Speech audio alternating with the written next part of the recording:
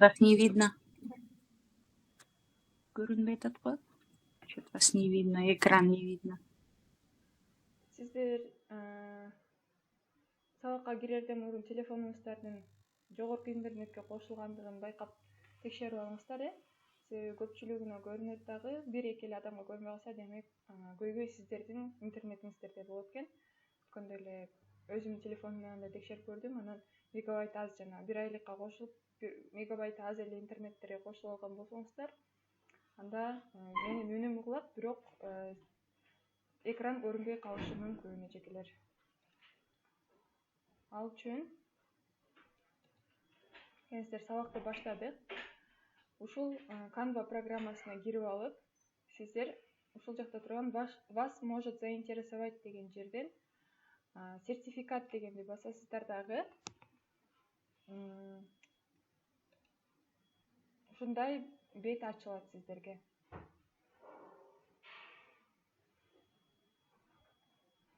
Ушул беттен сиздерге каалаган сертификатыңыздарды, грамота дипломдордун шаблону чыгат. Бул шаблондор платный да болушу мүмкүн, бесплатный да болушу мүмкүн. Мен азыр бул Canva программам Pro версияга кошулуп калгандыктан, менде азыр бардыгы акысыз болуп көрсөтүлөт. Мынакей могул жакта турган коронанын сүрөтү бар, платный деп турган. Бул сиздер Canva Pro'га кошулган болсоңуздар, булар сиздерге акысыз эле ачылып берет. Эгер кошулбаган болсоңуздар, мына бул жакта дагы толтура мүмкүнчүлүктөрү бар, акысыз мүмкүнчүлүктөр. Ушуларды колдонуп, өзүңүздөргө жашынакай бир грамота, сертификат жасап алсаңыздар болот. Келиңиздер бирөөсүн жасап көрөлү. Ал үчүн мен кандайдыр бир биздин борбордун тарабынан кимдир бирөөгө же болбосо кандайдыр бир иш-чарага грамота жасайм. Ал үчүн ушул жакта турган шаблондордун бирин тандайбыз дагы. Көрүнүп жатабы экран эжекелер? Үнүм угулуп жатабы? Ооба. Көрүнүп. Ушул жакта турган мынакей дизайн деген тушундагы шаблондорду тандап туруп, бирин тандап туруп, жасап баштасак болот. Ал үчүн сиздердин темаңыздарга байланыштырсаңыздар болот. Мисалы, башталгыч класс болсо, балдарга ылайыктуу фондорду, балдарга ылайыктуу темаларды, дизайнды тандап аласыздар.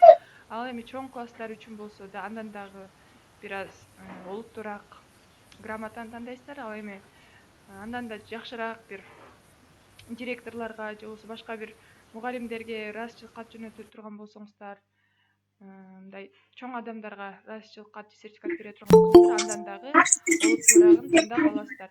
Урматтуу эжекелер, микрофонуңуздарды өчүрүп отурсаңыздар, бири-бирибизге тоскоолдук кылбайлы. Андан ары улантабыз. Ушул жерден биз азыр мисалы биздин борбордун атынан уюштурулган бир иш-чарага грамота бергибиз келип жатса, ал үчүн мен бир дизайнды тандаймын. Мынакей мен ушул дизайнды тандап алдым. Урматтуу эжекелер, микрофонду өчүрүп алабыз.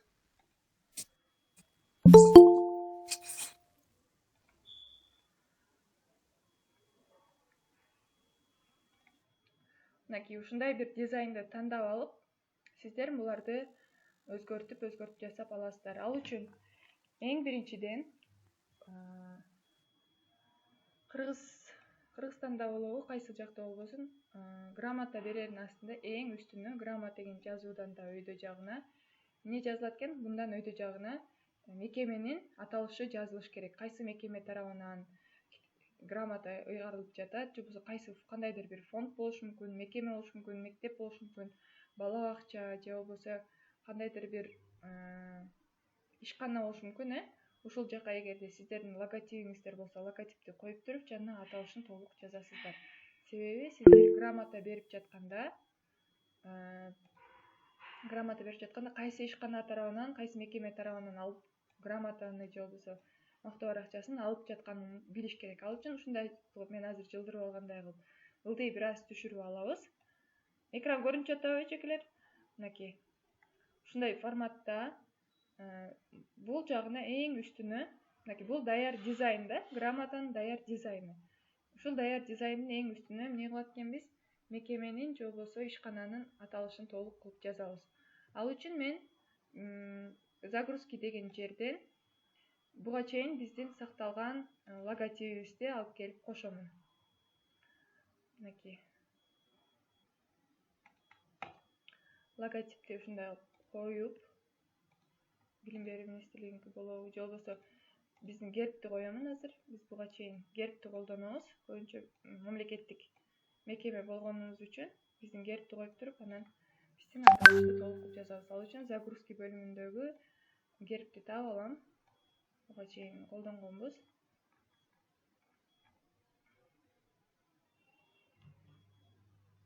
Кимдир бирөөгө көрүнбөй, угулбай жаткан болсо, эжекелер, сиздер өзүңүздөрдүн интернетиңиздерди текшерип алыңыздар. Себеби көйгөй менде эмес, менде толук Wi-Fi бар. Микрофон өзүм угулуп атам, мен Bluetooth телефон менен да кошулуп кирип атам, ошондуктан өзүңүздөрдүн телефонуңуздарды жакшылап мегабайтыңыздарды текшериңиздер. Балким жанагы слабый интернетке кошулуп калгансыздар, күчтүү интернет эмес, слабый интернетке кошулганда дагы ушинтип толук көрүнбөй калат.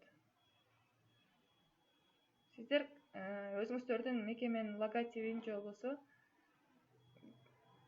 мамлекеттик мекеме боло турган болсо, Кыргызстандын гербин колдонсоңуздар болот эң үстү жагына.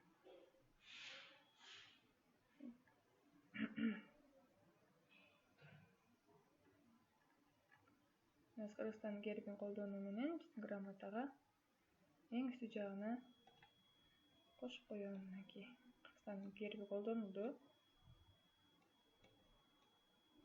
Анан биздин мекеменин толук аталышын бул жака жазыш керекпиз. Себеби грамота алып жаткан киши эмне кылыш керек экен, билиш керек кайсы мекеме тарабынан бул мактоо баракчасын алып жаткан. Текст дегенди басып, бул жерге добавить под заголовок дейбиз дагы, биздин мекеменин атын жазам толук. Кыргыз Республикасынын билим.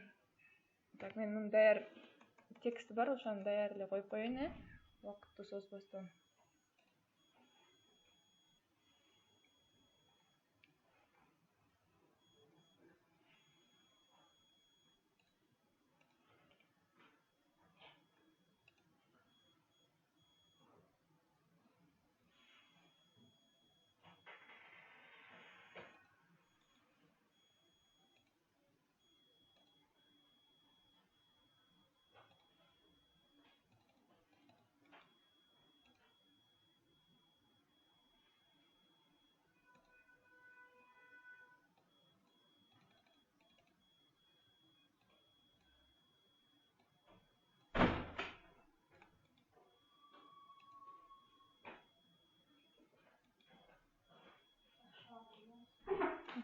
Tamam.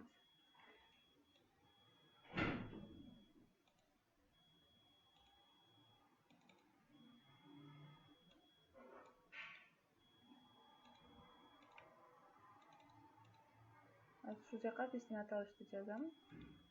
Толук кылып.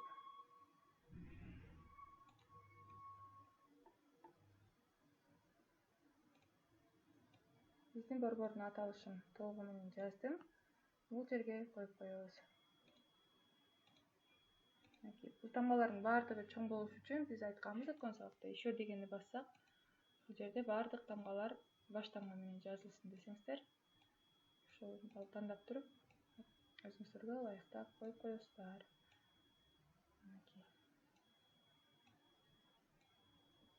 Биздин борбордун аталышы толугу менен жазылды. Андан ары, кымбаттуу эжекелер, сиздердики мектеп болушу мүмкүн, мисалы, Сколь районуна караштуу Бостери же болбосо Карамолдо Орозов атындагы орто мектеби деген сыяктуу эле, же болбосо Бишкек шаарынын Ленин районуна караштуу номер 55 мектеп деген сыяктуу сиздер бул жака аталышын толугу менен катасыз жазып аласыздар. Андан ары сертификат деген мынакей бул жакта ортодо турган, мен мисалы мактоо баракчасын жасайм десеңиздер, сертификат дегенин ордуна эле өчүрүп туруп мактоо баракчасы деп оңдоп коесуздар. Ушундай болуп батпай кала турган болсо, бул жердеги созот узарта турган белги бар, дагы граница, ошону бул жака жылдырып ушундай кылып ортого ылайыктап коюп аласыздар.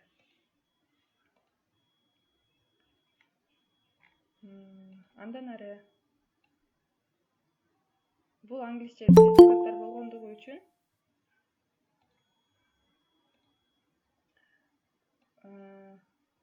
могул жерге мактоо баракчасы дегенден кийин эле ушул майда текстти өйдө чыгарып аласыздар. Эмнеге дегенде, себеби кыргыз тилинде биринчи эмне үчүн алгандыгы биринчи жазылыш керек, мисалы кайсы эмгеги үчүн, мисалы мактоо баракчасы биздин борбордун атынан мисалы дебатка кайсы темада деп коелу. Геологдор күнүнө деп коелу, геолог. Бизде ар кандай иш-чаралар болот да, геологдор күнүнө арналган дебатка активдүү катышкандыгы үчүн мисалы кайсы мектептин окуучусу экенин да жазып койсоңуздар болот. Мына бул жака эгерде сиздердин берген текстиңиздер дагы бир аз көрүнсүн, даанараак көрүнсүн десеңиздер, сиздер эмне кылышыңыздар керек? Ал үчүн муну бир аз чоңойтуп койсоңуздар болот. Бул жакта шрифттерди чоңойтосуздар. Анан жирныйраак кылам десеңиздер, жирныйраак кылып туруп, геологдор күнүнө арналган дебатка активдүү катышкандыгы үчүн мисалы номер Бишкек шаарындагы номер 55 жалпы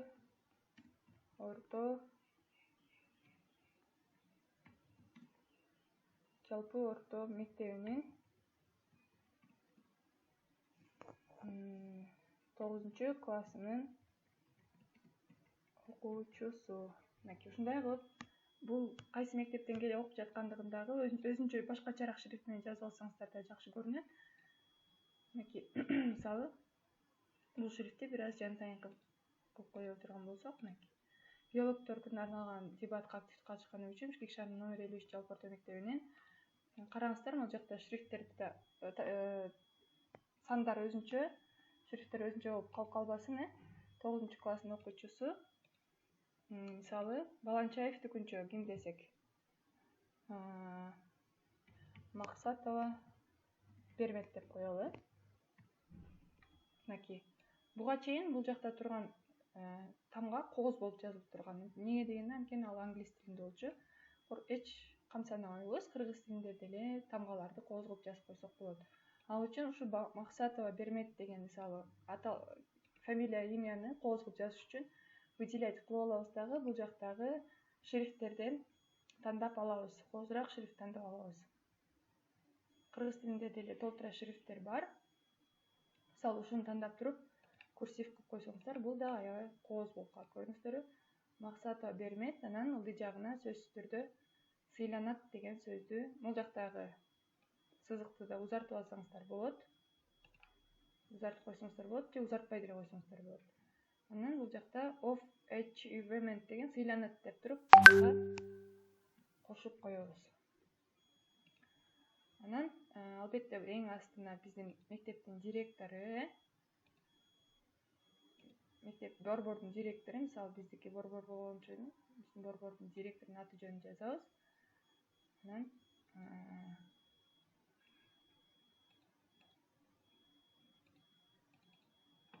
мисалы бул жака директор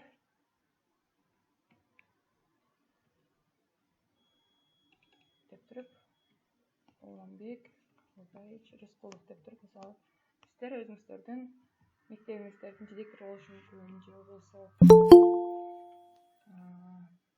ишкананын директору болушу мүмкүн. Ошондой кылып оңдоп жасап коесуздар, эжекелер. Анан бул жерге эмне коюлат? Бул жерге печать коюлат, директордун колу кетиш керек. Бул жерге директордун колу кетсе, бул жака печать коюлат. Же болбосо фамилиясын мындай кылып туруп, бул жерде турган черточканы мындай коесуздар дагы. Ошондойча грамотаны жасап аласыздар. Урматтуу эжекелер. Оп-оңой грамота жасаган. Сиздер дагы бирден шаблон жасап көрүңүздөр.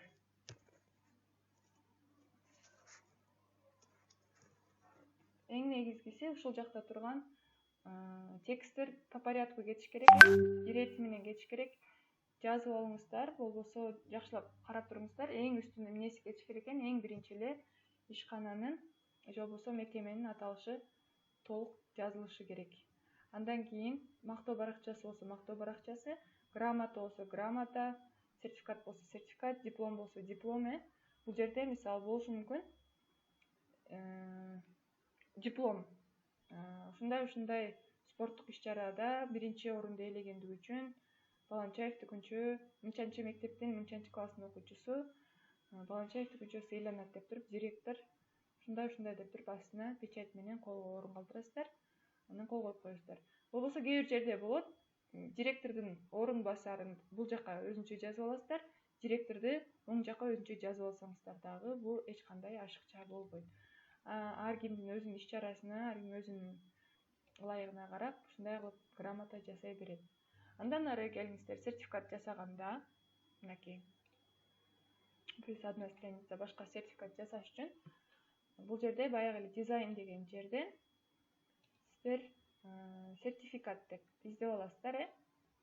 Жерден сиздерге ылайыктуу бир сертификаттын дизайнын таап, мисалы ушундай сертификаттын дизайны болсо, бул жерге дагы жанагы сыяктуу эле окшош кетет. Эң башына аталышы кетиш керек.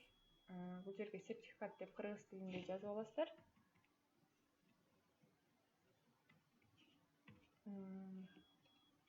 Эмне кылгандыгы үчүн сыйланат деп бул жерден өйдөрөк көтөрүп, же болбосо сертификат берилет,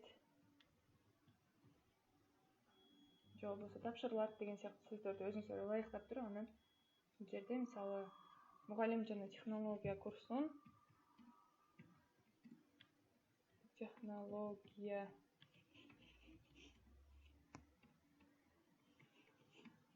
72 сааттык квалификацияны жогорулатуучу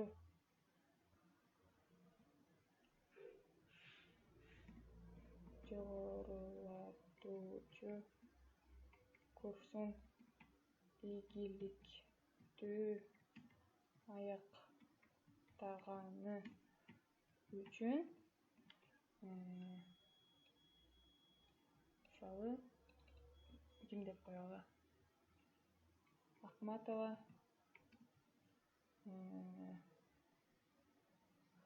Жазгүл деп коелу. Мисалы Акматова Жазгүл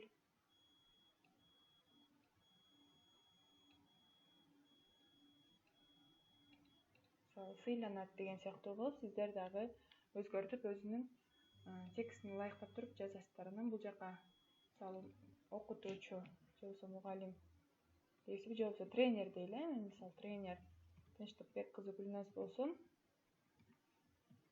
Бул жөн гана шаблон эчекелер. Анча-мынча каталар болсо көңүл бурбайбыз. Бул жөн гана мен сиздерге шаблон көрсөтүп атам, туура жазган жолун. Бул жагына мисалы директор кетиши мүмкүн. Директор Рыскулов УК деп коелу мисалы. Ушул сыяктуу болуп, сертификат, грамота, дипломдорду баардыгын сиздер ушундай оңой эле жол менен жасап аласыздар. Эч кандай өзүңүздөр кыйналбайсыздар. Бул жерде эч кандай оорчулук жок. Эгерде ушуну эле бир канча экземпляр кылып чыгарам десеңиздер, мисалы Максатова ушул эле активдүү катышкан Максатова Берметтин тышкарыда да 4-5 окуучу бар эле десеңиздер, бул жакта турган копировать страницу дегенди бассаңыздар, точно эле ушул шаблон ылдый жагына келип түшөт. Көрдүңүздөр, Максатова Бермет. Ал эми бул жерине мен башка ат жазам, мисалы Асанов Үсөн деп койсок. Окей. Дагы бир бала алат десеңиздер, ушундай кылып туруп, мисалы бул 7-класстын окуучусу болушу мүмкүн, мисалы. Ушуну эле сиздер копировать өйдө жагын карасаңыздар, страница деген тушунда копировать, удалить, анан добавить деп турат. Ушул жерден копировать бассаңыздар, точно эле ушул бараңыздар ылдый жагына окшош болуп түшөт. Мисалы 7-класстын окуучусу Салимова Тахмина деп коелу мисалы. Ушинтип сиздер өзгөртүп жазып кете берсеңиздер болот. Ал эми сертификат деген мисалы бир эле эжеке алган жок, бир нече эже алды десек дагы бул жерден копировать дегенди басып андан ары кете беребиз. Анан бул жерде мисалы бирөөнө лишний жасалып кала турган болсо, бул жактан удалить страницу кылып койсок, биз жасаган эле бизге керектүүсү эле калат. Бул жерде да айта кетчү нерсе, жекелер, муну чыгарарда сиздер PDF кылып деле чыгарсаңыздар болот. PDF кылып сактап алып, скачать басасыздар ал үчүн.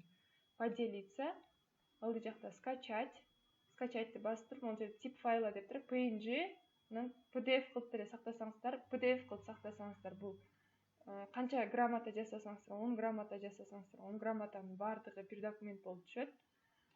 Мынакей азыр көрөлү, PDF кылып сактадык. Ал эми поделицаны басып туруп, скачать басып туруп, бул жерде тип файла дегенде поделиться, скачать, тип файлды PNG кылып сактасаңыздар, бул жерде ар бир грамота өзүнчө бир сүрөт болуп чыгат. Мынакей азыр көрөбүз. Биринчиси PDF болуп сакталган ушул формат, мынакей. PDF болуп сакталган формат мынакей ушундай болуп көрүнөт. Көрдүңүздөрбү? Мындай болуп көрүнөт. Ал эми PNG болуп сакталган.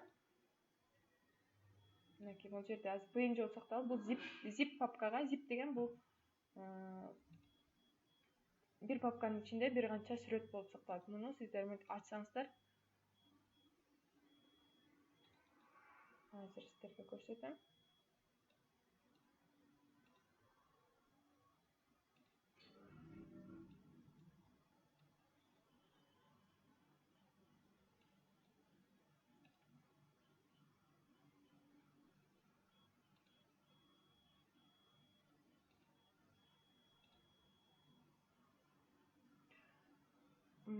Азыр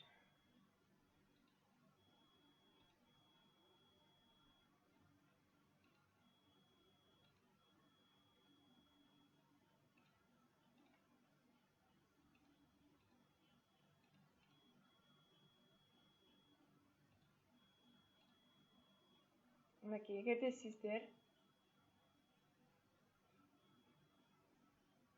zip PNG-ни сактасаңыздар, ушундай болуп zip болуп ачылат. Zip деген бул бир папканын ичиндеги сүрөттөр, Мынакей, ачсаңыздар, ушундай отдельно сүрөт болуп сакталат. Биринчи сүрөт, экинчи сүрөт, үчүнчү сүрөт. Мисалы, сиздер буларды аласыздар дагы печатька берсеңиздер болот. Алып туруп, отдельно берем десеңиздер, ачып туруп, бул жердеги печать деген белгини басып, печатьты басасыздар дагы. Албетте, сиздер грамотаны, кандайдыр сертификаттар чыгарып атканда, глянцевый бумагага болушу мүмкүн, же болбосо бир аз калыңыраак матовый болушу мүмкүн. Ошолордон сиздер тип бумаги дегенди сөзсүз түрдө тандашыңыздар керек. Эгерде бул жердеги тип бумаги деген сиздер печатька берип атканда тип бумаги, фото бумага обычный простой болуп калса, демек сиздердин грамотаңыздардын сапаты начар болуп чыгып калат. Начар дегени бул бияктары чийилгендей болуп, мындай өңү дагы өзгөчө болуп чыгып калат. Ал эми сиздер тип бумаги деген жерге фото бумага глянцевая деген тандасаңыздар, качествосы жакшы болуп, сапаты жакшы болуп чыгат. Анан албетте бул жерден изображение по размеру кадра деген сөздү белгилешиңиздер керек. Сиздердин баракка толук батышы үчүн, себеби четтеринде рамка болуп калат, кээ бирөөнүкү туура эмес болуп калышы мүмкүн. Ошон үчүн во всю страницу тандап туруп, изображение по размеру кадра дегенди сөзсүз түрдө тандап туруп, анан печатька кетиресиздер. Андан ары уланта кетсек,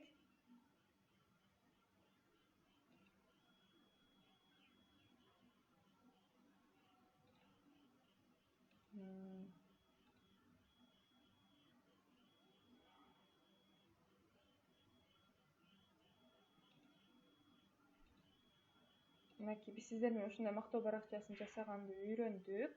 Эжекелер, дагы суроолор болушу мүмкүн. Суроолор болсо бере бериңиздер мактоо баракчасы боюнча. Андан ары биз кийинкилерге өтөлү. Сиздерге түшүнүктүү болдубу?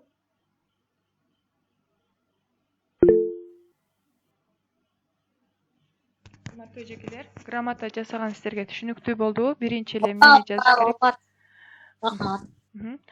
Бул жерден сиздер шрифттерди каалагандай кылып шрифттерди өзгөртө аласыздар, Бул жакта мактоо баракчасы дегенди, мисалы мунун башкача түстөрүн да өзгөртө аласыздар, кааласаңыздар. Бирок сиздерге бул жакта четте берилип жаткан дизайн деген даяр шаблондордун түсү менен кетсеңиздер, сиздердин грамотаңыздар сулуу, жакшы чыгат да. Себеби буларды профессионалдуу дизайнерлер жасаган үчүн булар шрифттердин өңдөрү, шрифттердин түзүлүшүн сиздерге жакшы кылып сунуштап беришкен да. Ошон үчүн ушулардыкы менен деле кете бериңиздер. Анан кээ бир шрифттер колдонулганга жараксыз болуп, мисалы англисче шрифттер сулуу эмес болуп чыгып аткан болсо гана сиздер шрифттерди алмаштырып койсоңуздар болот. Азыр кийинкисине өтөлү. Грамота жасаган, сертификат жасаганды үйрөндүк.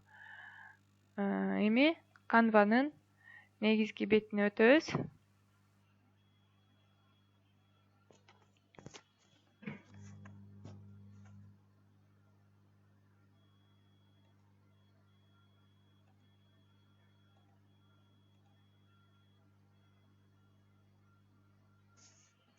Мынакей Canva'нын негизги бетинде жүрөбүз азыр биз.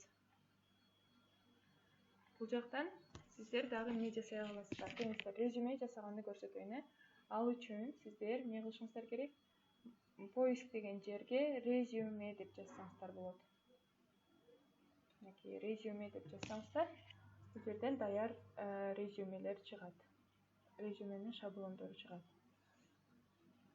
Мынакей бир канча резюме чыкты. Алардын ичинен сиздер акысызын тандап аласыздар. Мисалы мен ушул резюмени өзүмдүкүнө айландыра турган болсом, ушул резюмени өзүмдүн резюмеме айландыра турган болсом, ушуну тандап туруп, изменить шаблон дегенди басасыздар. Анан сиздерге ушундай болуп шаблон ачылат.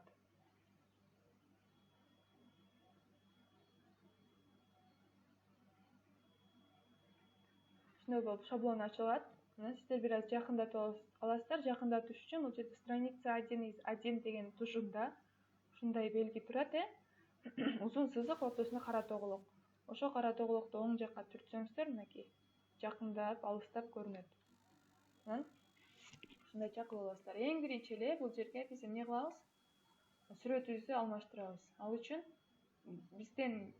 бизге чейинки дизайнерлер жасаган резюмелердин сүрөтүн алып салыш үчүн удалитти басып туруп, сиздер удалить рамку эмес, удалить изображение эле кылып коюңуздар. Себеби тоголок болуп турган болсо, ар жагында рамка бар. Рамка ушундай болуп калат, сиздер бунун ордуна өзүңүздөрдүн сүрөтүңүздү кое аласыздар. Ал үчүн сиздер загрузкиге кирип, өзүңүздүн сүрөтүңүздү же болбосо бирөө резюме жасап бер деп сурап жаткан болсо, ошонун сүрөтүн коюп коесуздар. Келиңиздер.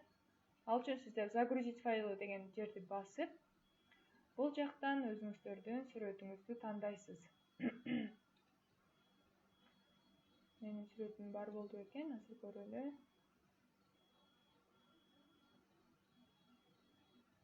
Бир сүрөттү тандап коебуз, чекелер.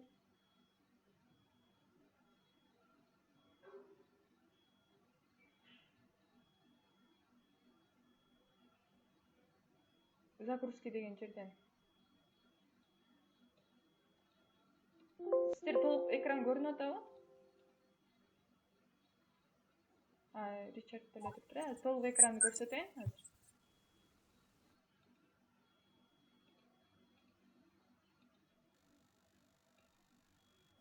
Мынакей ушул жерден загрузить файлын басып туруп, сиздерге ушундай болуп өзүңүздөрдүн сүрөттөрү ачылат. Загрузкини басып туруп, сиздин сүрөтүңүздү тандап туруп коюп коесуз.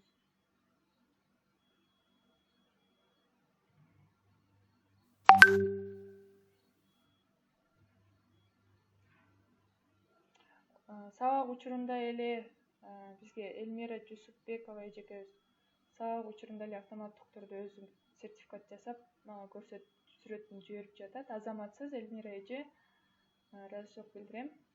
Сабакты тез кабыл алып, тез практика жүзүндө ишке ашырып жатканыңыз үчүн өзүм да кубанычтамын. Азаматсыз. Мисалы ушулардын ичинен менин сүрөтүм жок окшойт. Азыр бир сүрөттү коюп кое берейин.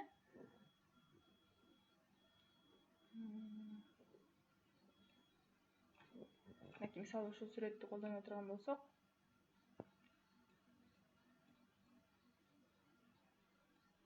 мен бир сүрөттү тандадык, анан открыть деген бассаңыздар, бул жерге келип түшөт. Анан муну сиздер кое аласыздар. Алып келип туруп тоголоктун ичине коесуздар. Эгер узун болуп жаткан болсо, муну кичирейтип аласыздар.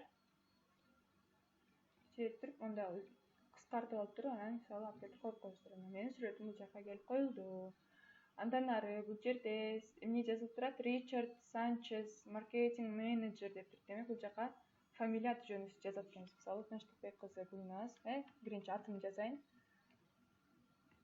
Гүлназ Тынчтыкбек кызы.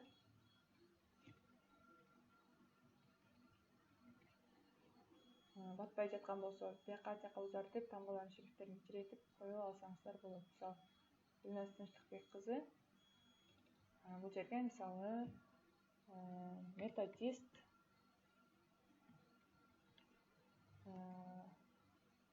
педагог деп кое берейин, педагог деп коеюн. Анан бул жерине контакт деген жерде англисчени кыргызча которуп алып, мисалы байланышуу деп аласыздар. Сөзсүз түрдө ошолорго көңүл буруңуздар, байланышуу. Контакт англисче түшүнбөсөңүздөр, ылдый жагындагы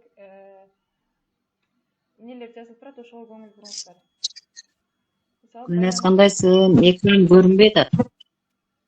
Экран көрүнбөй жатабы азыр? Эч нерсе көрүнбөй эле, бир эле неме эле. Жок, көрүнүп турат. Азыр эжекелер экран бөлүшөм. Анан мен азыр шоткам заряд өчүп атат, бирөөнүкү менен кирем. Макул эже, макул, мен кошуп коеюн сизди. Көрүнүп турат. Көрүндүбү? Режиме. Ооба. Көрүндү. Көрүндү эле өчүп. Көрүндү эле азыр кайра. Эми көрүндү. Ушул жерде байланышуу деп турат. Ушул жерде мисалы контакты англисче жазылып турган, сиздер алардын баарын которуп алып, бул жакта номерлериңиздерди, мисалы мен өзүмдүн номеримди жазып койсом болот. Сиздер дагы ушундай кылып өзүңүздөрдү оңдоп аласыздар. Электрондук почта деп турат. Электрондук поштаңыздарды да алмаштыра аласыздар. Ал үчүн англисче электрондук поштаңыздарды жазып, ушундайча өзгөртүп алсаңыздар болот. Мунун баардыгын жалпылап түшүндүрүп кетейин. Резюмеде өзүңүздөрдүн мисалы профиль деген жерге өзүңүздөр жөнүндө жазып бересиздер, кыргызча которуп алып, мисалы жеке маалымат деп коесуздарбы, Өзүңүздөрдүн кандай эмнелерди жазгыңыздар келет, мен резюмеге ошолорду кошуп, ашыкчаларын алып салсаңыздар болот. Мисалы education деп турган жака мисалы билими, skills дейт. Кандай курстарга барган, ошо жөнүндө жазсаңыздар болот. Language дейт, кандай тилдерди билесиздер, билген тилдери деп. Же болбосо буларды жазгыңыздар келбесе, өчүрүп салсаңыздар деле болот. Ал үчүн мисалы skills деген жерде өчүрүп салам десеңиздер, алып келесиз дагы тандайсыз. Буларды алып туруп өчүрүп салсаңыздар болот. Кайра буларды өйдө көтөрүп, эмнелерди жазгыңыз келет, эмнелерди алып салгыңыз келет, ошолорду коюп койсоңуздар болот. Бул жерге мисалы work experience дегенге бул жерде мисалы эмгек стажы, эмгек стажы деп туруп, бул жака кайсыл жактарда иштеген, канча жыл иштеген, ким болуп иштеген, ошолор тууралуу кайсы жылдан кайсы жылга чейин ошолордун баарын жазып коесуздар. Эң ылдый жагына мисалы жеке дарегиңиздерди, үй дарегин же болбосо иштеген жериңиздердин даректерин ушул жака жазып, анан сиздер резюмеңиздерди сактап койсоңуздар болот. Мынакей резюме ушундайча жазылат. Болбосо эң башына резюме деп деле кошуп. Гүлзат көрүнбөй атат да, азыр кайра көрүнбөй калды. Экрандан. Экранга чыгып жатам, эжеке поделиться болуп турат. Көрүнүп турат. Жок, оно немен, көрсөтүп аткандарым, резюмаларым. Резюмем көрүнүп турат, эжеке. Мен соtka менен көрүп аттым эле да. Жамиле эже. Көрүнүп атты, азыр көрүнбөй.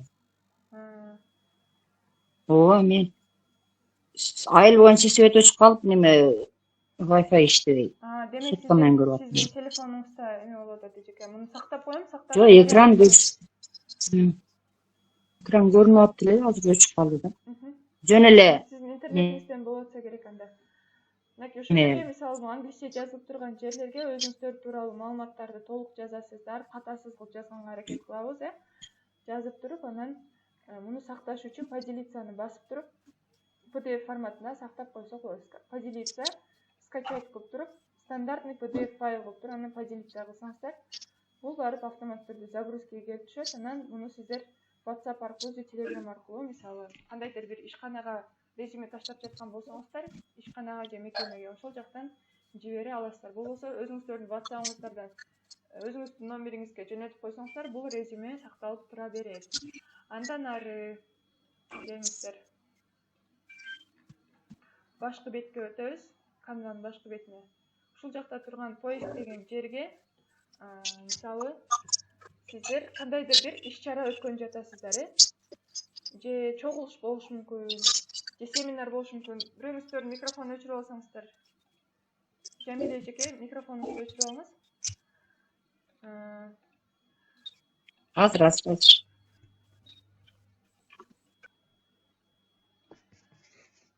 Мынакей шаблон деген жерге сиздер кандайдыр бир иш-чарага чакыруу жасашыңыздар керек болуп атат. Ал үчүн чакыруу болбосо деле жарыя дейли, мисалы, саат момчада, могул даректе ушундай иш-чара болот. Келиңиздер, ата-энелер чогулушуна мисалы чакыруу жасай турган болсок, ал үчүн сиздер ищите среди 1000 шаблон деген жерге, мисалы, чогулуштун орусчасы собрание. Келиңиздер көрөлү, собрание деп жазып көрөлү. Эгер чыкпаса, биз азыр семинар деп туруп издейбиз. Бул жерден ушул сыяктуу собраниялар чыгып, жарыялар чыгып атат. Мынакей, мисалы, ата-энелер чогулушу дей турган болсок, ушул шаблонду же келиңиздер да карайлы, жакшырагын. Чогулушка чакырыш үчүн, мисалы, мынакей, ата-энелерди чогулушка чакырып атабыз. Изменить шаблон кылабыз, бир жакшы шаблон таап аласыздар сиздер дагы. Анан ушул жерден изменить шаблон кылып алып туруп, муну да өзгөртүп жасасаңыздар болот. Мынакей.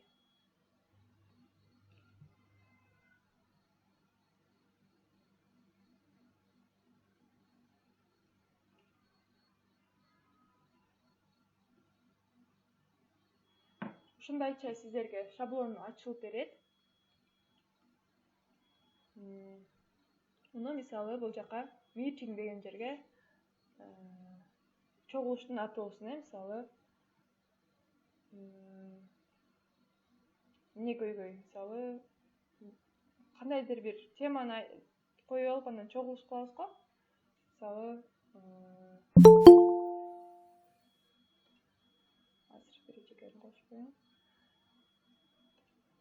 Мектепте, мисалы, коопсуздук темасында жеке коопсуздук деп коелу. Жеке коопсуздук темасында ата-энелер чогулушу болот десеңиздер,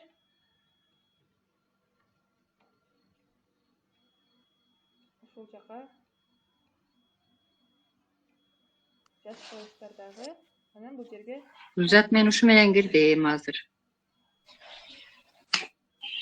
Жамиле же телефонуңуз өчүп жаткан болсо, неме кылып койсоңуз болот. Азыр сабак сакталат, ошонун шилтемесин группага жөнөтөм, ошол аркылуу көрө аласыз.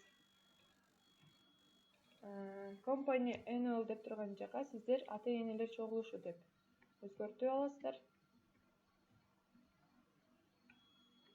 Тема не боло турган болду? Жеке коопсуздук, мисалы. Ата-энелер чогулушу жеке коопсуздуктун астына, мисалы, тема деп кошуп койсоңуздар болот. Ата-энелер сразу түшүнөт, демек ата-энелер чогулушу темасы жеке коопсуздук деген темада чогулуш болот экен. Демек барышыбыз керек экен. Каякта болот? Сиздер ылдыйжан көрөсүздөр, бул жерге мисалы ата-энелер менен түшкөн сүрөтүңүздөрдү коюп койсоңуздар болот. Же болбосо элемент деген жерде родители деп издесеңиздер, мындай болгон графикалык сүрөттөр чыгат, Же болбосо фото деген жерден дагы ата-энелер жөнүндө, мисалы, сүрөттөр чыгат экен. Мисалы, ушул сүрөттү коюп коесуздар, Же болбосо, мына ушул сыяктуу сүрөттөрдөн коюп туруп, Анан бул жака кайсы күнү болот экен сөзсүз жазышыңыздар керек. Мисалы 14-май күнү 2025-жылы дейли. 2025-жылы саат 12:00 чогулушуңуздар болуп аткан болсо, саатында сөзсүз түрдө жазышыңыздар керек. Анан бул жака сиздер дарегиңиздерди жазасыздар. Мисалы, номер 84 жалпы орто билим берүү мектеби 3 кабат дейли, мисалы 3 кабат 306 кабинет деп коелу. Сөзсүз түрдө кабинетиңиздерди жазыңыздар, себеби ата-энелер болобу, ким болобусун, кайсыл жака так даана барыш керек экенин түшүнүшү керек. Кайра сиздерге телефон чалып беспокоить этпеш үчүн сиздер сөзсүз берип жаткан жарыяңыздарга так даана жазып койсоңуздар маалыматтарды, кийин өзүңүздөргө эмне болот экен, плюс болот. Эч ким сизди чалып сиздердин убактыңыздарды албайт. Анан бул жерге please come on time деген жерге баардыгыңыздарды күтөбүз деп коюңуздар. Мисалы, жакшы чакырып, баардыгыңыздарды күтөбүз. Же болбосо бул жерге неме болушу мүмкүн.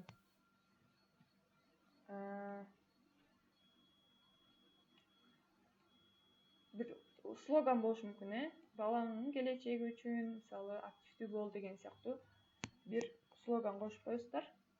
Баардыгыңыздар күтөбүз дедик дагы. More information деген жерге толук маалымат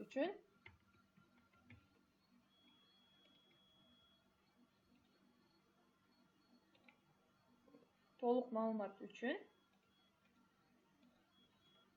сөзсүз түрдө өзүңүздөрдүн байланыш номериңиздерди калтырыңыздар. Кандай бир кайсы жарыя бербесеңиздер дагы сөзсүз түрдө адамдар дагы мындан да кененирээк билгиси келет. Ал үчүн сиздер өзүңүздөрдүн же болбосо кимге чыгарып берип жаткан болсоңуздар, сөзсүз түрдө толук маалымат үчүн номерди калтырыш керек.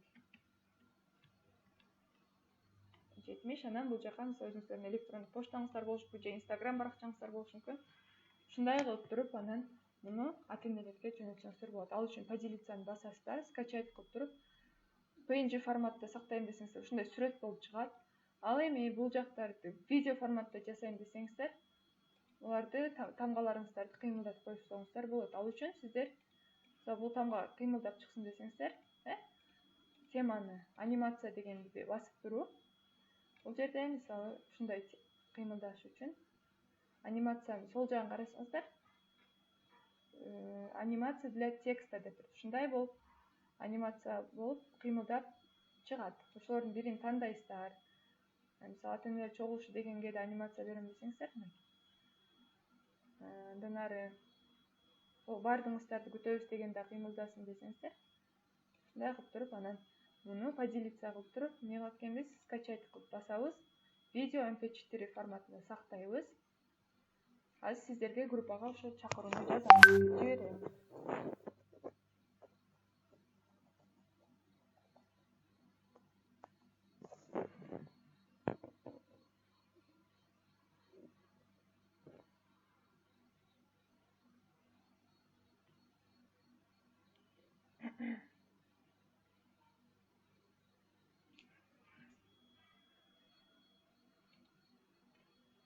Азыр группага биздин видеону жөнөтөмүн. Сиздер телефонуңуздардан көрүңүздөр. Мисалы, чакырууну ушундай кылып эле, оңой кылып эле жасап койсо болот. Чекелер.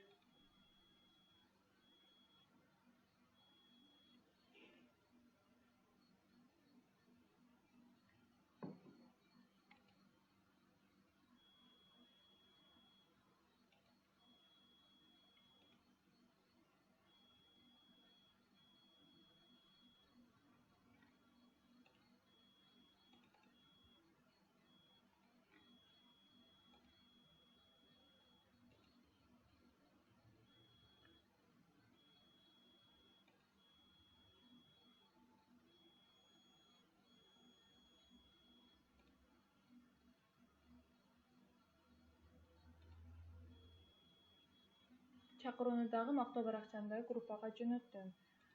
Сиздер ачып көрдүңүздөрбү чакырууну?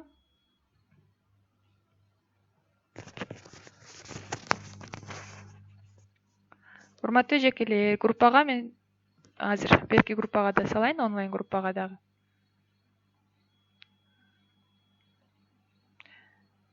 Сиздерге дагы азыр мактоо баракчасын жөнөтүп жатам.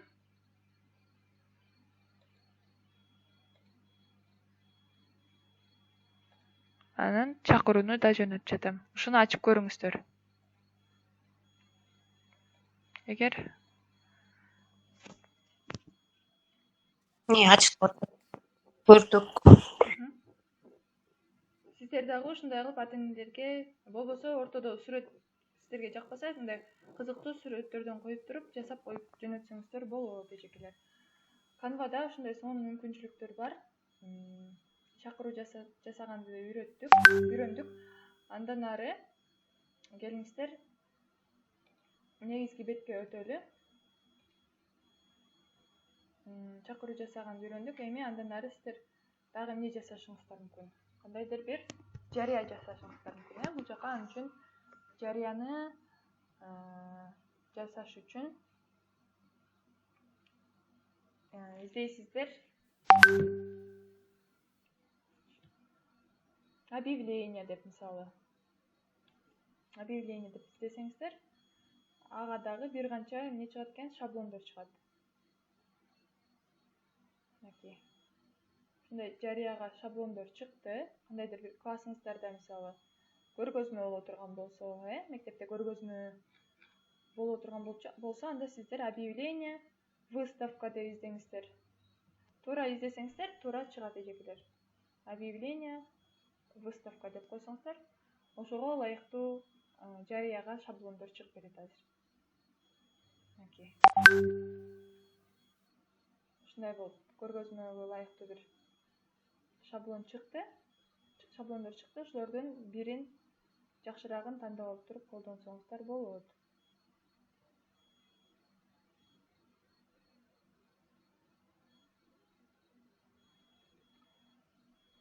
Мисалы мен ушуну тандадым, изменить шаблон кылып туруп, мисалы сиздер кайсы сабакта болбосун бир көргөзмө жасаган болсоңуздар, ушундай даяр шаблонду аласыз. Көргөзмөңүздүн аты мисалы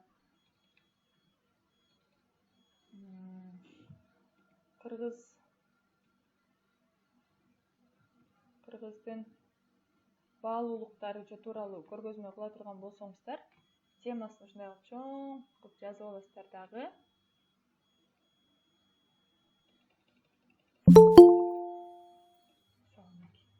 Кыргыздын баалуулуктары деп туруп. Темасын чоң кылып жазып аласыздар. Анан бул жерге кыргыздын орнаменттерин кошуп койсоңуздар болот, мисалы ар жагына. Invite you Daniel Wilson дейт. Кайсы класстын, мисалы 7-чи класс. 7-чи класс. Бул жерге улуттук көргөзмө деп коелу,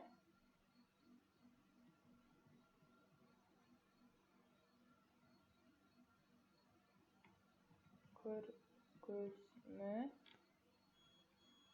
Ушундай тексттерин оңдоп жазып аласыздар.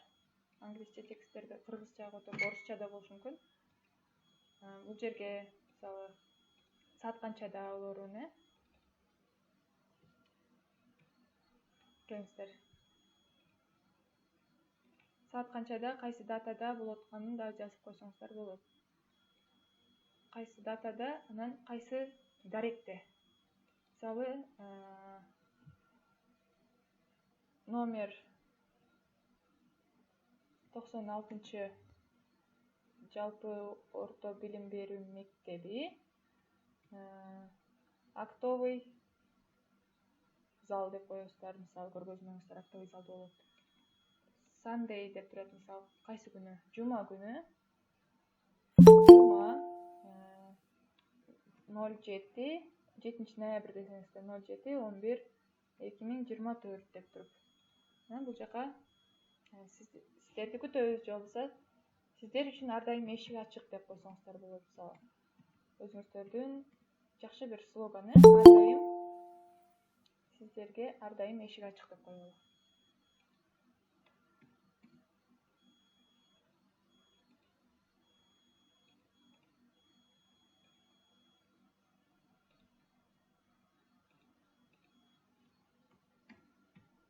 Эшик.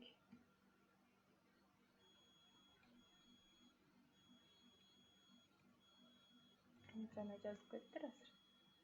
Ушул жагынан мына ушул сыяктуу кылып слоган жазып коесуздар.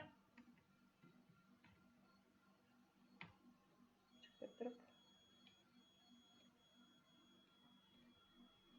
Ушуларды ушундай кылып корректировка кылып жазып коесуздар. Кыргыздын баалуулуктары тууралуу сиздер көргөзмө уюштуруп жатсаңыздар, мына ушундай кылып өзгөртүп, бул жака кыргыздын баалуулуктары тууралуу бир сүрөт коесуздар, мисалы буга чейин бизде сакталган сүрөттөр бар болуш керек. Ошолордун бирин алып келип коюп койсок болот. Мисалы мынакей. Ушундай кылып, мисалы боз үй тууралуу болсо, анан бул жакта ашыкча сүрөттөрдү алып туруп, бул жака эмне коет экенбиз? Ою чиймелерди коюш үчүн, ал үчүн сиздер Google'дан ою чийини көчүрөсүздөр. Анан алып келип туруп ушундай кылып коюп койсоңуздар болот.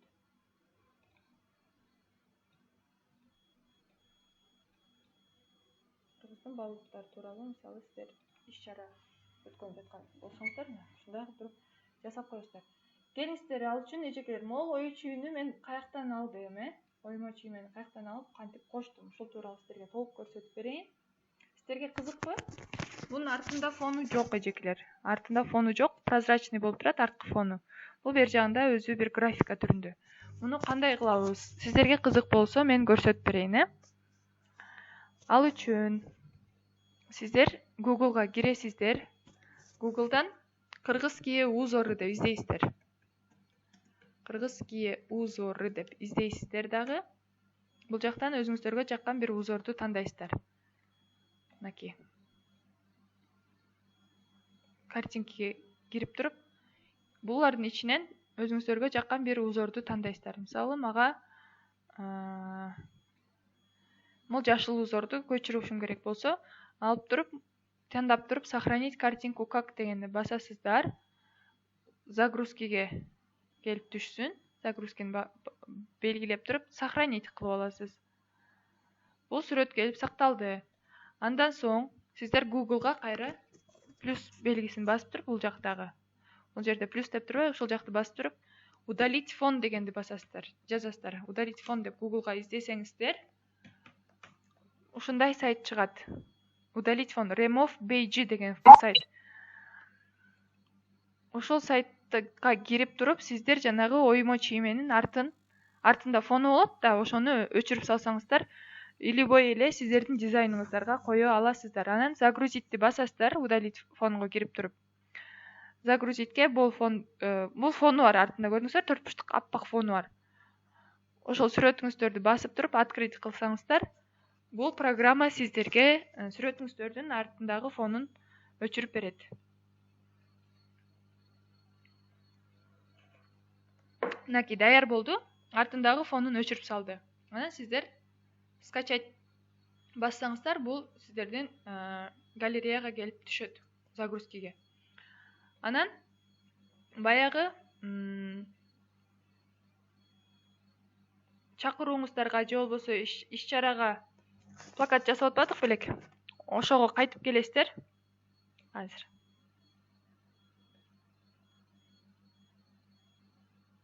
Мынакей.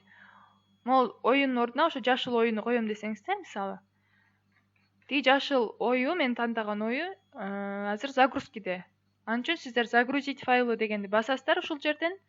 Анан биринчиси эмес, экинчи оюну тандайсыздар, могул жакта турганын, Себеби бул Google'дан көчүп алган сүрөт, андан кийинкиси, ага чейинкиси могул жакта турган. Астында веб превью деп турганы болсо, бул артындагы фону жок сүрөт. Ошону тандап аласыздар.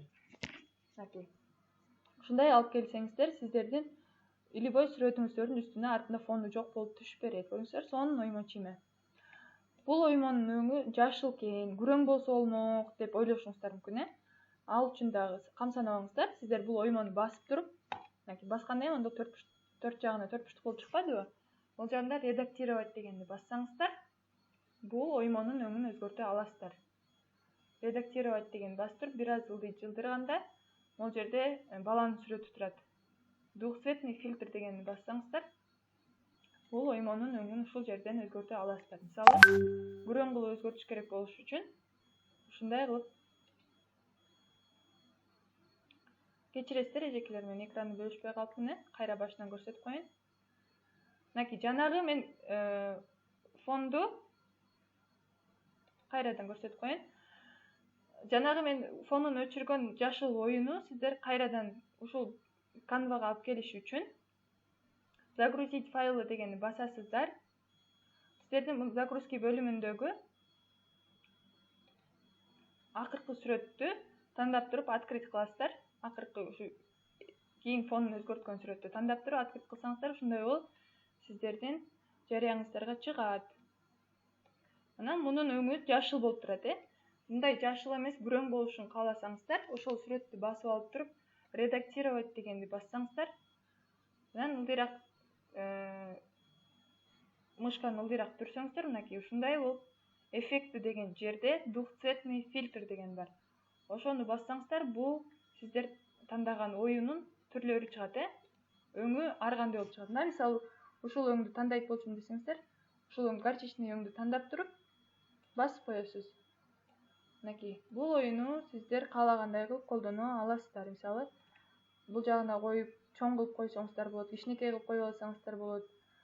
Дагы бирөөнү, бир нечени коюңуздар керек, бир нечени коюшуңуздар керек болсо, муну дублировать кылып алып, ушул эле оюну дублировать деген бассаңыздар, мынакей, ушундай болуп чыгат. Эгерде сиздерге бир экөө эле коюу керек боло турган болсо, анда бир эле экөөнү коюп аласыздар. Сиздерге көрүнүп атабы экран эжекелер?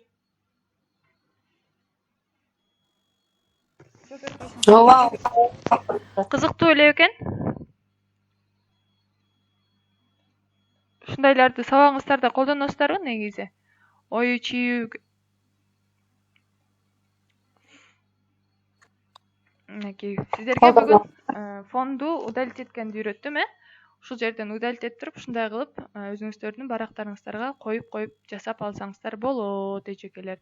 Мындан да түрдүү оюлар бар, аларды дагы жанагындай мен көрсөткөндөй Google'дан таап алып туруп, ушуна көчүрүп, удалить фондун жардамы менен өзгөртүп аласыздар. Арткы фонун өчүрүп туруп, анан Canva'дан өңүн өзгөртүп туруп жасап алсаңыздар болот. Көпчүлүк оюлар кызыл, анан көк экен Google'да. Көк, анан кызыл, жашыл экен. Ошолордон сиздер күрөң, сары, башка түстөрдө өзүңүздөрдүн дизайнга ылайыктуу кылып өзгөртүп алсаңыздар болот. Андан ары келиңиздер, улантабыз. Биз грамота жасаганды үйрөндүк, чакыруу жасаганды үйрөндүк, жарыя бергенди үйрөндүк. Эми шаблон деген жерден негизги эле башкы беттен, могу жерде поисктен биз эмне деп издейбиз? Стикер деп издейбиз, келиңиздер.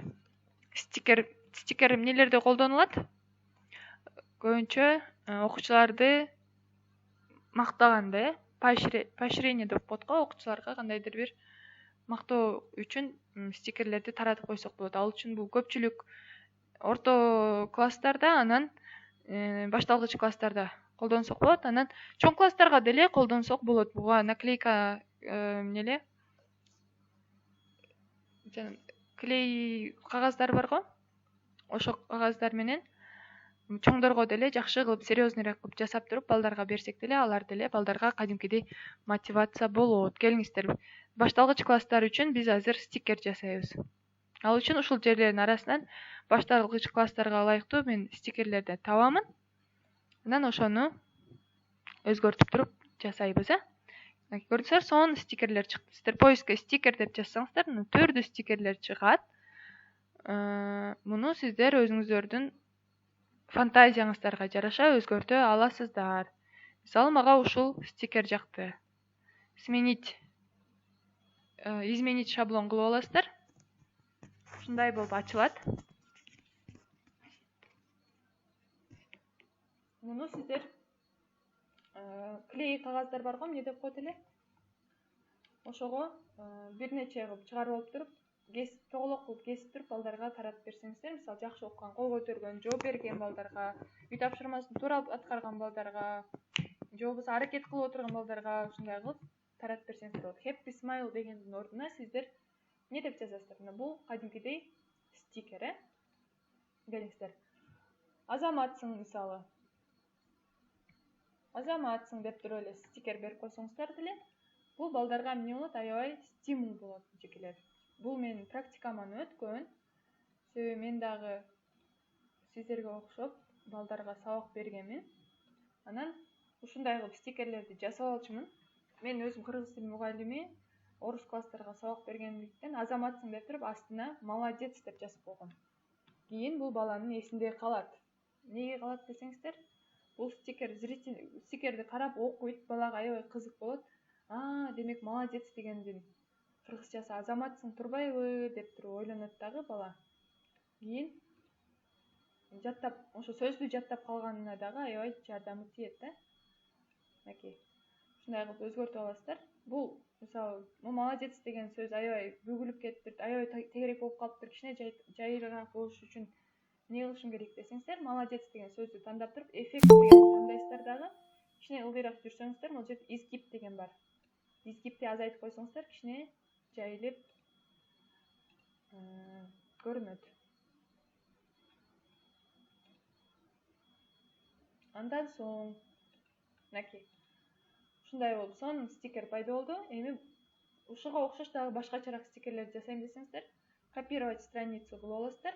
Мисалы, бул ромашканын ордуна башка нерсе турсун. Мисалы, лайктын сүрөтү турсун десеңиздер, элементи дегенди басып туруп, бул жака эмне деп жазабыз? Лайк деп жазабыз. Лайк деген бул колдун сүрөтү. Мынакей. Ушу жерде турган колдордун бирөөсүн тандап аласыздар. Мисалы, ушул лайк болсун десеңиздер, алып келип койдуңуз. Элементидан анан бул жерге баракелде дешиңиз мүмкүн, мисалы. Баракелде, мисалы, көптөн бери жооп бербей жүргөн балаңыз бир туруп жооп берип койсо, сиздер баракелде деп туруп мактап туруп берип койсоңуздар болот. Баракелденин орусчасы мисалы браво деп. Англис тилинде деле болушу мүмкүн эжекелер. Англис тилчи мугалимдер деле.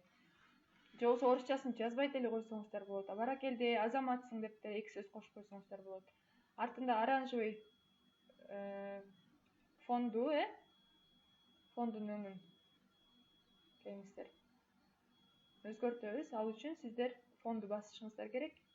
Эгер басылбай жаткан болсо, бул жакта турган 3 чекитти бастырып расположение кылсаңыздар, бул жерде слой деп чыгат. Ошол слойду бассаңыздар, кайсы слой керек, ошо слойду бассаңыздар, бул жерден оранжевый цвет болот. Оранжевый цветтин өңүн мисалы мен көгүш кылам десеңиздер, мына ушундай болуп өзгөрөт. Баракелде деп өзгөртүп алдык. Андан ары дагы бир нече смайлик жасайм десеңиздер, копировать кылып алып, лишний кереги жок, мисалы, могу жылдызчалар мага кереги жок десеңиздер, алып саласыздар. Же болбосо стикерге дагы эмне дегендерди кошушуңуз мүмкүн. Башталгыч класстар үчүн, мисалы, кол жазмасы сулуу балдарга кол жазмаң сулуу деп комплимент кылып туруп берип койсоңуздар болот, Кол жазмаң сулуу деп. Бул да аябай балдарга кызыктуу болот. Мындайча айтканда алар андан да сулуу жазгылар келип, себеби стикерди алды да, демек эжей мени байкаптыр. Балдардын баары внимание требует этет эмеспи?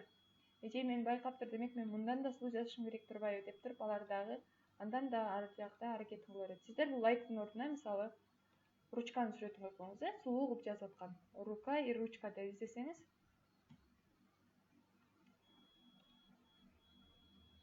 бул жакта жакшы бир графика чыгат. Ошолордун бирин тандап туруп, мисалы коюп койсоңуз болот. Бул жакта лайктын ордуна. Кайра ордуна алып келип, стикерлерди жасап койсоңуздар, аябай кызыктуу болот балдарга биринчиден, экинчиден аларга мотивация болот. Сиздер кеткенден кийин алар кечке сүйлөшөт, мен эжейден ушундай стикер албадымбы депчи. Мен дагы жасайм, мен да алам деп жанындагысы көрүп, мен да бүгүн көрсөң, мен да ушундай стикер алам деп бири-бирине атаандашып, жакшы жактан өзгөргөнгө аракет кылышат. Мен булардын баардыгын колдонгом. Өзүмдүн даяр стикерлерим бар.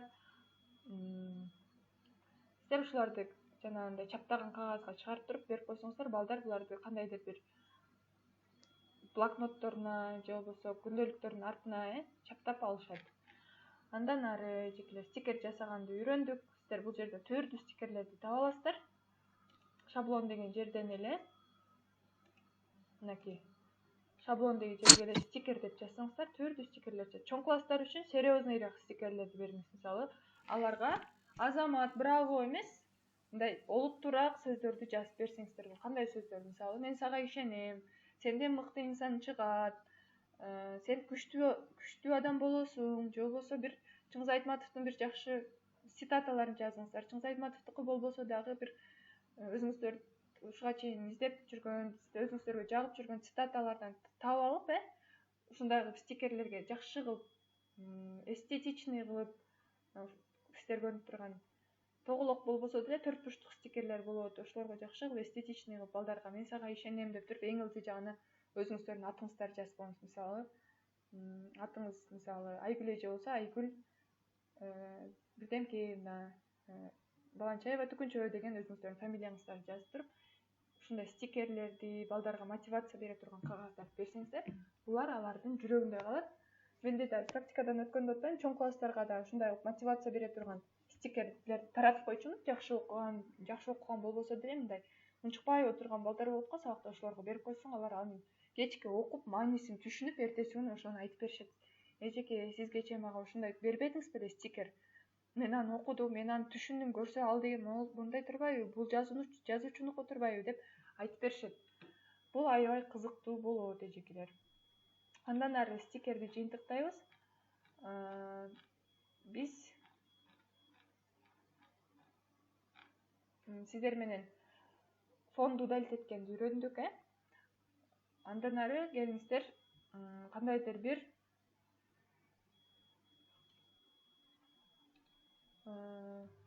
QR-код койгонду үйрөнөбүз.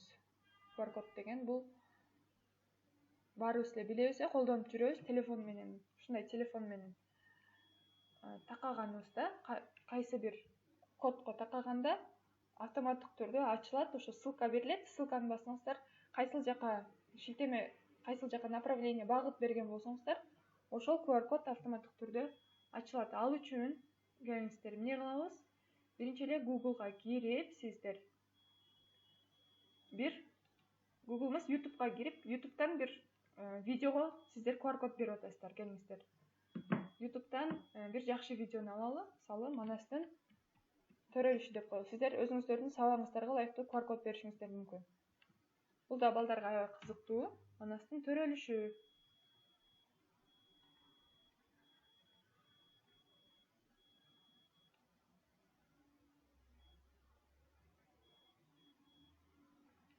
Бул жакта бир нече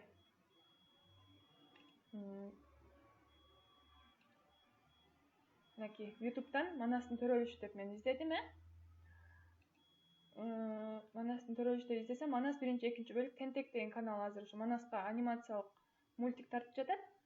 Ошону, мисалы, ушуну балдарга үйүңөрдөн көрүп келгиле, же болбосо азыр көргүлө деп задание, тапшырма бере турган болсоңуздар, ушул видеону аласыздар, тандайсыздар. Манас болбосо деле башка бир видео болушу мүмкүн. YouTube'дан болобу же башка бир сайттан болобу, сиздер ушунун ссылка деген бул шилтеме деген сөз. Могул жакта сөзсүз түрдө чыгат. Ушул болушу мүмкүн шилтеме, же болбосо могул жерде поделиться деген жерден сиздер копировать ссылку кылып аласыздар. Копировать шилтемени көчүрүп алдык. Анан сиздер Google'дан жаңы баракка кирип туруп, создать QR-код деп жазасыздар англисче, же болбосо мынакей өзү чыгат, создать QR-код деп. Сиздер бунун арасынан бирөөнү тандайсыздар. Создать QR-код бесплатно кылалы, мисалы акысыз QR-код түзүп берсин десеңиздер, MiQR деген, биринчи эле MiQR деген сайт чыкты, келиңиздер кирип жасап көрөлү. MiQR-га кирдик. Анан сиздер бул жерден эмне кылат экенсиздер? QR кодду жасайсыздар. Создать QR код дегенди басасыздар. Анан бул жерге ссылка деген жерге жанагы YouTube'дун ссылкасын алып келип коесуздар. Поместите свою ссылку здесь дейт.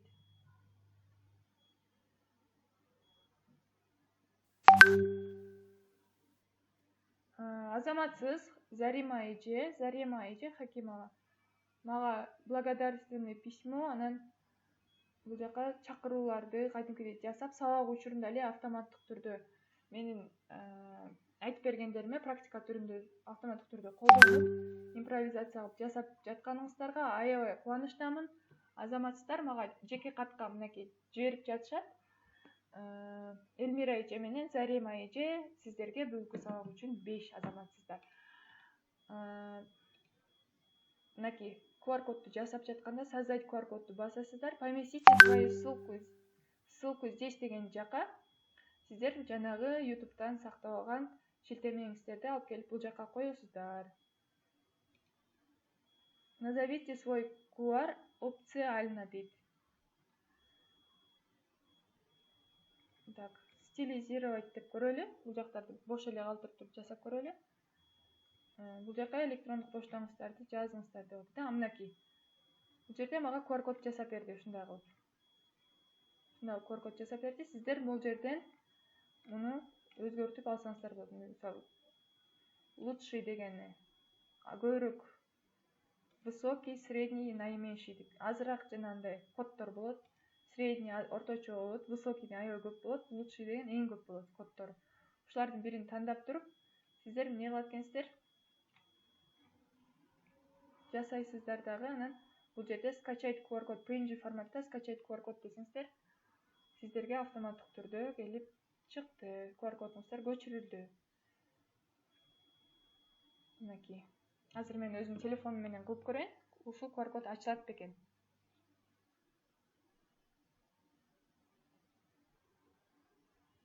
Мынакей, телефонум менен азыр камерага такап туруп ачтым.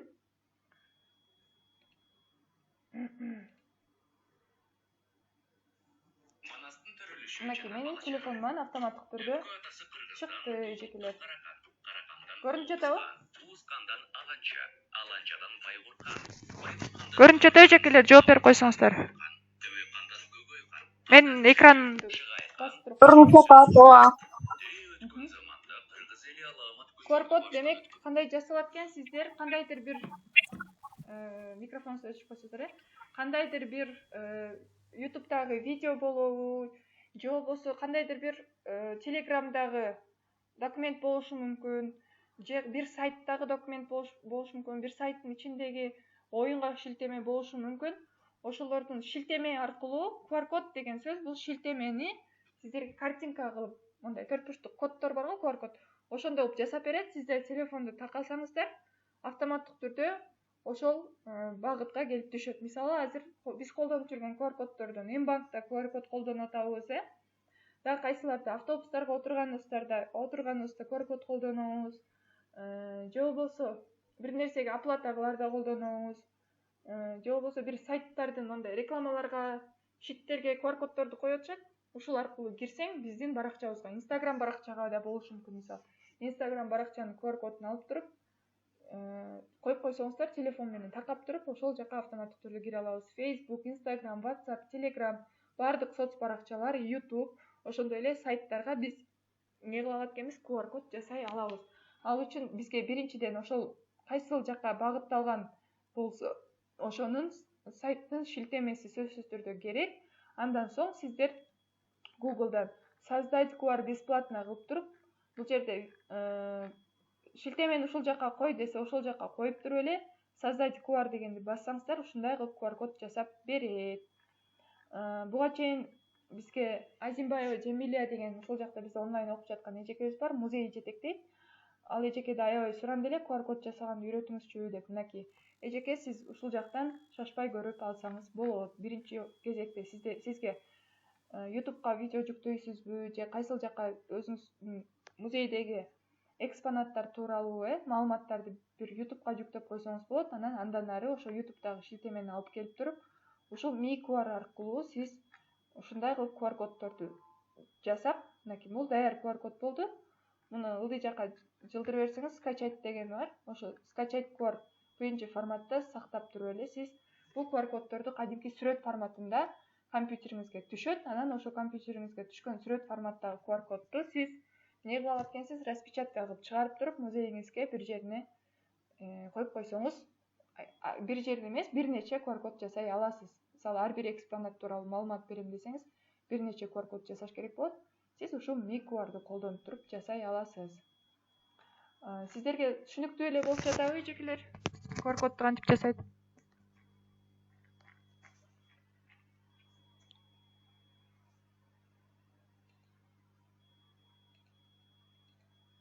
Сиздер да үйдөн жасап көрүңүздөр QR кодду жасаганды. Андан ары улантабыз. Canva'ны биз бүгүн ушу менен жыйынтыктайбыз, эжекелер. Кийинки сабакта буюрса интерактивдүү оюндарды жасаганды үйрөнөбүз. Викторина, найти пару, классификация, кто хочет стать миллионером, колесо. Ал жакта түрдүү оюндар бар. Биз ал сабагыбыз 2 саатка уланат. Анан жасалма интеллектти үйрөнөбүз. Ага чейин биз бүгүн Canva'ны жыйынтыктайбыз. Canva'да мына сиздер көрүп жаткандай эле бүт бардык көпчүлүк графикалык дизайн менен аркылуу жасай турган программалар, даяр шаблондор бар. Бизге эмне керек болсо ошолордун бардыгын таба алабыз. Главный деген жерден. Анын үчүн сиздер туура поиск кылсаңыздар чыгат. Документ, сертификат жасаганды үйрөндүк, плакат жасаганды үйрөндүк, жарыя жасаганды чакыруу, дагы эмнелерди үйрөндүк. Көрсөтмө куралдардын бардыгын ушул жерден жасап алсаңыздар болот. Резюме жасаганды үйрөндүк. Кандайдыр бир вебинар, семинарларга да чакырууну жасаганды үйрөндүк. Ал үчүн сиздер бул жака вебинар өтө турган болсоңуз, вебинар, семинар өтө турган болсоңуз, семинар деп туруп издесеңиз болот. Презентацияны үйрөндүк, эң негизгиси. Анан сиздер дагы издеп, мунун ичин дагы изилдеңиздер. Canva менен ушуларды эле үйрөнөт экенбиз деп калып калбай, дагы көп нерселерди үйрөнсөңүздөр болот.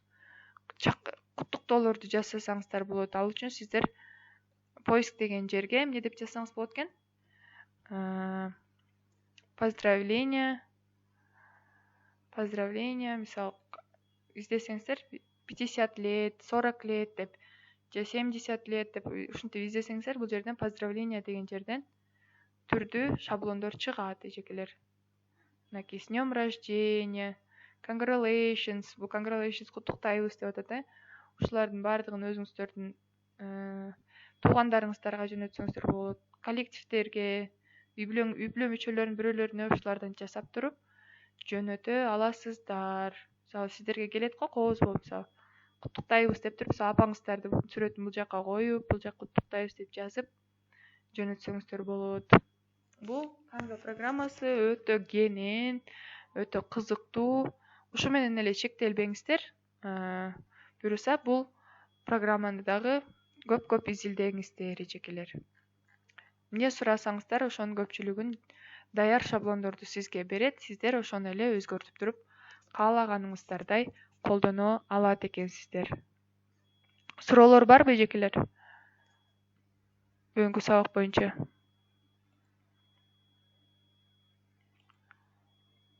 Суроолор болсо берсеңиздер. Сабак түшүнүктүү эле болдубу? Ооба, очень хорошо, Гүлназ. Рахмат. Аябай внятно, баарында. Чоң рахмат, Хорошо. Насыл Рахмат сизге. Рахмат, Жакшы Насыл болду. Суроолор барбы? Суроо жок. Рахмат. Гүлзат, менде суроо бар да. Угуп атам, эжеке. Мына QR кодду жасагандан кийин ал 1 жыл, 2 жыл, 3 жылда кетип калбайбы? Ошондой суроого барбы жокпу? Ал үчүн сиздин сакталган шилтемеңизден көз каранды да бул QR кодчу. Эгерде сиздердин YouTube, мисалы, видеоңузду жүктөдүңүз, YouTube'гачы. YouTube болобу, же болбосо кайсы бир Telegram'га видеоңузду же сүрөтүңүздү жүктөп туруп, аны өчүрүп сала турган болсоңуз, баягы QR код таппай калат да, ал каяка кеткенинчи. Ошон үчүн сиздин берген шилтемеңизден көз каранды болот. сиз кандай шилтеме берип атасыз. Ал QR код деген ошол сиздин берген материалыңыздын направлениясы да, ошону туура мисалы такыр өчпөй турган видеого сиз шилтеме берсеңиз, ал QR код иштей берет. Сиз ал үчүн эгер музейде же болбосо башка бир нерсеге иштете турган болсоңуз, туура так сиз жоготуп албагандай кылып YouTube канал ачыңыз. YouTube канал тууралуу да эгерде кийин убакыт болсо мен вебинар өтүп берем. YouTube канал ачып, ал жака сиздер туура видеону жүктөшүңүздөр керек. Мисалы музей жетектеп жаткан болсоңуздар, бир экспонат, бир комуз жөнүндө маалымат берем десеңиз, ошол комуз жөнүндө туура видео так даана кылып видеону тартып, аны YouTube'га жүктөп, YouTube такыр өчпөйт. YouTube'га гарантия бар да, такыр өчпөйт да. Ошо YouTube'га сакталып тура берет. Мен анткени 5-6 жылдан берки видеолорум дагы деле турат өчпөй эле. Ошо YouTube'га жүктөйсүз дагы, анын логин паролдорун такыр жоголбогондой кылып алып алыңыз. Анан ошол YouTube'га сиз эмне кылат экенсиз? YouTube'дан жанагы мен алгандай Манаска шилтеме албадым, ошону копировать кылып алып туруп, туура бир QR код алып туруп коесуз дагы, анан ошону жасап койсоңуз, буюрса өчпөйт деген ниет бар. Кандай десем, ал сизден көз каранды да, туура жасашыңыз керек болот эжеке.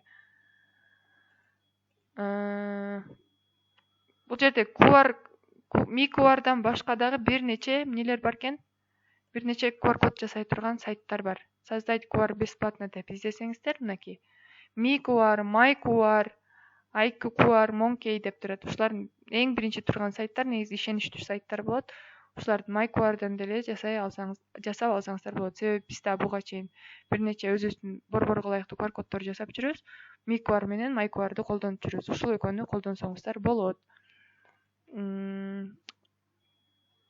Андан ары мынакей эжекелер.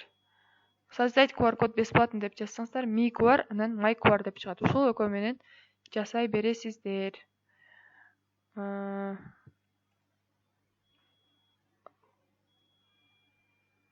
Бүгүнкү сабагыбыз соңуна келип жетти. Ушуну менен буюрса QR код түзгөндү үйрөндүк, фон удалить эткенди үйрөндүк. Анан Canva программасынан көптөгөн дизайндарды жасаганды үйрөндүк. Буюрса мен бул сабакты азыр токтотуп YouTube'га жүктөймүн. Сиздерге үй тапшырма.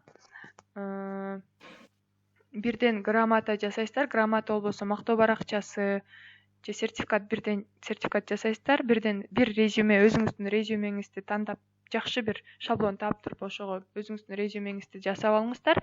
Бул кийинки дальнейшемде өзүңүздөргө керек болот. Анан бир QR код жасаңыздар, же QR код же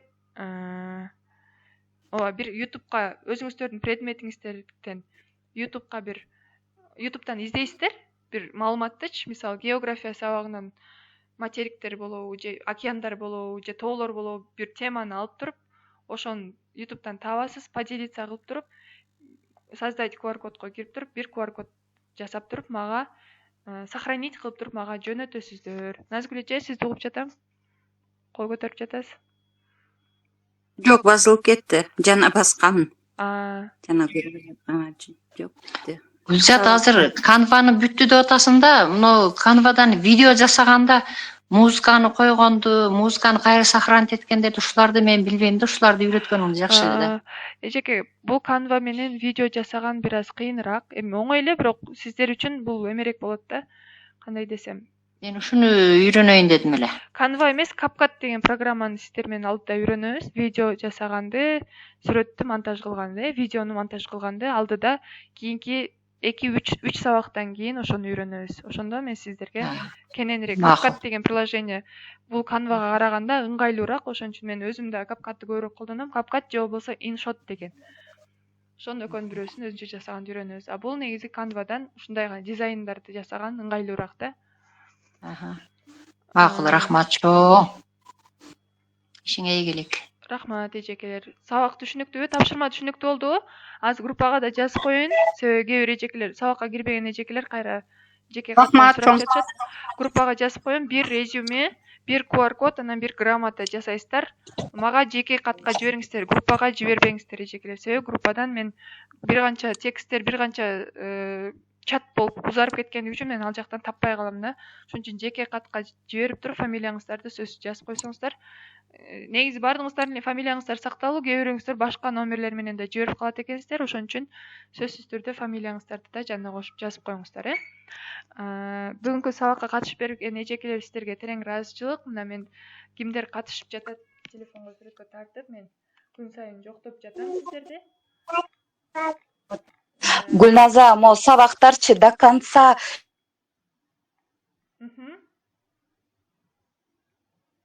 көчүрүлгөндөчү?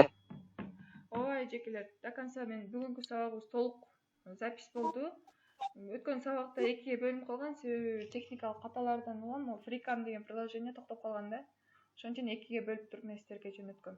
Бүгүнкү сабагыбыз Жок, 2-ге бөлүнгөндө дагычы началасы жок, анан конеци жок болуп калат экен да, ошондой болупчу YouTube'дан. Өткөндө ошол мой FreeCam деген приложение бар да, биздин экранды запись кылып, мен сүйлөп аткан, сиздер сүйлөп аткан сөздү запись кылып берип турат да. Ошол приложение өткөнкү сабакта катып калган. Ошондуктан мындай чалаараак болуп калды да өткөнкү сабакта. Биринчи бөлүктү эле кайра жөнөткөнсүң да, экинчи бөлүгү жукулуп калган. Ошо экинчи бөлүгүн жөнөтүп койсоң болсо. Макул, жөнөтүп коем эжекелер.